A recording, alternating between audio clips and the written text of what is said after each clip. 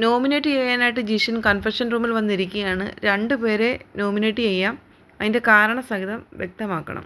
ജിഷിൻ പറഞ്ഞു, ഞാൻ ഒന്നാമതായി നോമിനേറ്റ് ചെയ്യുന്നത് സാബുമാനെയാണ്. ഈ വീട്ടിൽ ആക്റ്റീവ് അല്ലാതെ നിൽക്കുന്നതായിട്ട് തോന്നിയ ഒരാളാണ് സാബുമാൻ. ആദ്യത്തെ ആഴ്ച മുതൽ ഇങ്ങനെ ചിരിച്ചുകൊണ്ടിരിക്കുന്നതല്ലാതെ പുള്ളിക്ക് പുള്ളിയുടേതായിട്ടുള്ള ഒരു നിലപാടുള്ളതായിട്ട് തോന്നിയിട്ടില്ല ഇതുവരെയും.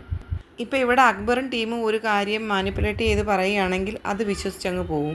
അപ്പുറത്ത് ലക്ഷ്മി ഒരു അഭിപ്രായം പറയുകയാണെങ്കിൽ സാബുമാൻ അത് വിശ്വസിച്ചങ്ങ് പോവും. ഇങ്ങനെ സ്വന്തമായിട്ട് ഒരു അഭിപ്രായം പുള്ളിക്ക് ഉള്ളതായിട്ട് എനിക്ക് തോന്നുന്നില്ല.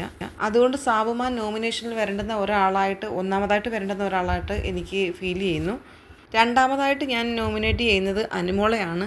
അനുമോളെ പറയാനുള്ള കാരണം, അനുമോൾ നല്ലതായിട്ട് കളിച്ചുകൊണ്ടിരുന്ന ഒരു കണ്ടസ്റ്റൻ്റ് ആയിരുന്നു. പക്ഷേ കഴിഞ്ഞ കുറേ ആഴ്ചകളായിട്ട് അനുമോൾ ലാലേട്ടൻ വന്ന് ചീത്ത പറയുമെന്ന് പേടിച്ചിട്ട് ബാക്ക് ഔട്ടായിട്ട് നിൽക്കുന്നതായിട്ട് എനിക്ക് തോന്നിയിട്ടുണ്ട്.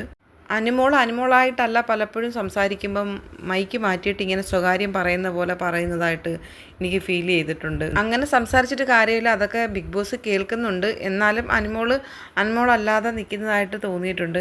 എന്തൊക്കെ ഹൈഡ് ചെയ്ത് അനുമോൾ നിൽക്കുന്നതായിട്ട് എനിക്ക് തോന്നുന്നുണ്ട്.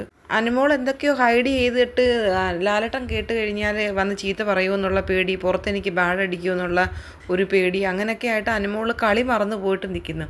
അനുമോൾ ആകെ ആ പ്ലാച്ചീനെ പിടിച്ച് നിൽക്കുന്നു. ആരെങ്കിലും വന്ന് പ്ലാച്ചീനെ എടുത്തു കഴിഞ്ഞാൽ ഒരു ഇഷ്യൂ ഉണ്ടാക്കുന്നു എന്നല്ലാതെ അനുമോൾക്ക് പ്രത്യേകിച്ചൊരു കണ്ടൻറ്റ് ഉണ്ടാക്കുന്നതായിട്ട് എനിക്ക് തോന്നുന്നില്ല. സോ എൻ്റെ രണ്ടാമത്തെ നോമിനേഷൻ അനുമോളെന്ന് ജിഷിൻ പറയുന്നുണ്ട്. അനുമോളെ ജിഷിൻ നോമിനേറ്റ് ചെയ്തെങ്കിലും അനുമോൾ നോമിനേഷനിൽ നിന്ന് ഒഴിവായിട്ടുണ്ട്. എന്നാൽ 5 വോട്ടുകളോടെയാണ് ജിഷിൻ നോമിനേഷനിൽ എത്തിയിരിക്കുന്നത്.